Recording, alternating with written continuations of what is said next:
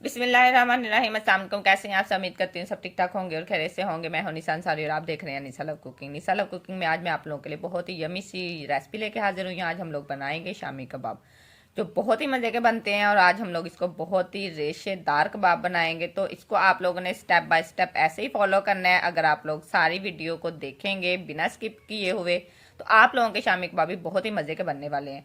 इसकी जो मेन चीज़ है ना, आप लोगों ने जब भी चने की दाल को भिगोना है ना, तो आप लोग कोशिश किया करें कि इसको कम से कम आप लोग 2-3 घंटे पहले भिगो के रख दें, क्योंकि आपकी जो दाल है ना वो बहुत अच्छे से ऐसे ही भिगोई हुई होनी चाहिए।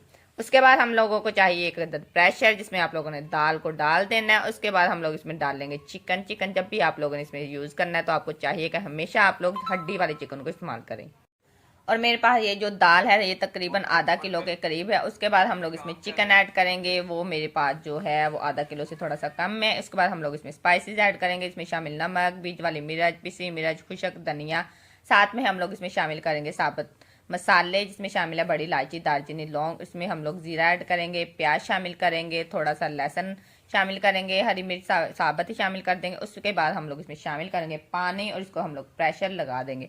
इन चीज़ों को आपने अच्छे से मिक्स कर देना है। थोड़े से स्पाइसेस हैं जो हम लोग बाद में ऐड करेंगे। इसमें आप लोगों ने पानी जो है ना वो बहुत ज़्यादा नहीं डालना, क्योंकि अगर आप लोगों की दाल जो है ना वो अच्छे से भीग चुकी है तो आप लोगों को चाहिए कि पानी का इस्तेमाल आप लोग इतना ही करें कि आपकी जो दाल है ना वो अच्छे से इसके अंदर डिप हो जाए। इसको अच्छे से आप लोगों ने कवर कर देना है और इसको कम से कम आप लोगों ने 20 मिनट का स्टीम लगा देना है। और जब भी आप लोग प्रेशर लगाए तो काइंडली इसको बहुत एहतियात से इस्तेमाल किया करें। बहुत सारे घरों में इसका बहुत सारा मसला बन जाता है। तो देखिए हमारे जो हम लोगों ने मटेरियल लगाया था वो तकरीबन रेडी हो चुका है। इसमें जो हम लोगों ने साबुत गरम मसाले ऐड किए थे वो हम लोग निकाल देंगे, क्योंकि इसका जो टेस्ट है वो इसके अंदर आ चुका है। हरी मिर्च को भी हम लोग इसमें निकाल देंगे और इसका पानी सारा अच्छे से ड्राई कर लेंगे। तो देखिए हमारी जो दाल और चिकन का मिक्सचर है वो बहुत ही अच्छा रेडी हो चुका है। अब हम लोग इसको अच्छे से पीस लेंगे। इसको आप लोग मशीन में भी कर सकते हैं, जो आप लोगों के पास है चॉपर उसमें भी आप लोग कर सकते हैं। इसको अच्छे से आप लोगों ने पीस लेना है ताकि आपका जो मटेरियल है ना वो बहुत ही रेशेदार बन जाए। और जब भी आप लोगों ने इसको बनाना है ना तो आपको चाहिए कि ये जो आपका पेस्ट है ना ये बहुत ज़्यादा पतला नहीं होना चाहिए। तो इस अगर आप लोगों का पतला भी बन जाता है तो आप लोगों ने परेशान नहीं होना। आप लोग इसको कुछ देर के लिए फ्रीज़र में रख दें, अच्छे से सेट हो जाएगा। उसके बाद आप लोग इसमें शामिल करेंगे पिसा गरम मसाला। उसके बाद इसमें शामिल करेंगे कसूरी मेथी। और इसके लिए गार्निश के लिए इसमें हम लोग काफ़ी सारा हरा धनिया डालेंगे, क्योंकि इससे जो इसका कलर है ना वो बहुत ही खूबसूरत सा बनने वाला है। इसको अच्छे से आप लोगों ने मिक्स कर लेना है। इन सारी चीज़ों को आप लोगों ने अच्छे से मिक्स करना है। यहाँ पे मिक्स करने के बाद आप लोग अगर चाहें तो यहाँ पे आके एक अदद आप लोग इसमें एग शामिल कर सकते हैं। ये वैसे ऑप्शनल है, क्योंकि मैं यहाँ पे इसमें शामिल नहीं करूँगी अंडे को, क्योंकि मैं इसकी कोटिंग करूँगी। वैसे आप लोग अगर इसमें मिक्स करना चाहें तो यहाँ पे भी मिक्स कर सकते हैं। अगर आप लोगों का ये जो मटेरियल है ये पतला हो जाएगा तो इसको आप लोगों ने टेंशन नहीं लेनी, इसको फ्रीज़र में रख देना है। तो अब आप लोग हाथों को अच्छे से ऑयल के साथ ग्रीस करेंगे। उसके बाद आप लोग इसकी प्यारी सी शेप देंगे हाथों की मदद से। इसको आप लोगों ने जब भी शामी कबाब बनाने हैं ना तो बहुत ही बारीक सी इसकी लेयर होनी चाहिए। बहुत आप लोगों ने मोटे इसकी शेप नहीं देनी। ऐसे ही सारे आप लोगों ने पेस्ट की जो है शेप वो अच्छे से दे के रख देनी है।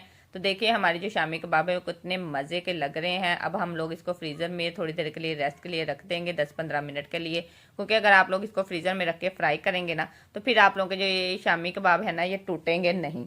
इसके लिए फ्राई के लिए हमें चाहिए एक तवा, जिसमें हम लोगों ने ऑयल डालना है, उसको अच्छे से गर्म करना है। तो यहाँ पे मैं अंडे की कोटिंग कर रही हूँ, क्योंकि मैंने पहले अंडा शामिल नहीं किया था। अंडे की कोटिंग से जो शामी कबाब का कलर है ना वो बहुत ही खूबसूरत निकलता है।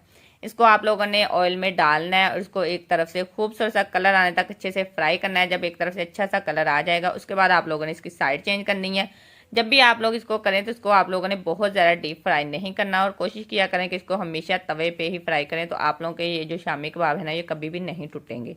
तो देखिए कितना खूबसूरत सा और माशाल्लाह से प्यारा सा कलर इसका आ चुका है। अब हम लोग इसमें से जो सारा ऑयल है इसको रिमूव कर देंगे। और अगर आप लोग बहुत ज़्यादा क्रिस्पी करना चाहते हैं तो हल्की आंच करके आप लोग तवे के साइड पे इसको रख सकते हैं, ताकि और क्रिस्पी से हमारे शामी कबाब रेडी हो जाएं। तो देखिए हमारे जो सारे शामी कबाब हैं रेडी हो चुके हैं। अब हम लोग इसको डिश आउट करेंगे। तो आई होप आप लोगों को मेरी वीडियो पसंद आई होगी। प्लीज़ मेरी वीडियो को लाइक और मेरे चैनल को सब्सक्राइब कर दिया करें। मेरी यूट्यूब की ऑडियंस जो है ना वो वीडियो देखती है लेकिन मेरे चैनल को सब्सक्राइब नहीं करती, तो काइंडली मेरे चैनल को सब्सक्राइब कर दिया करें।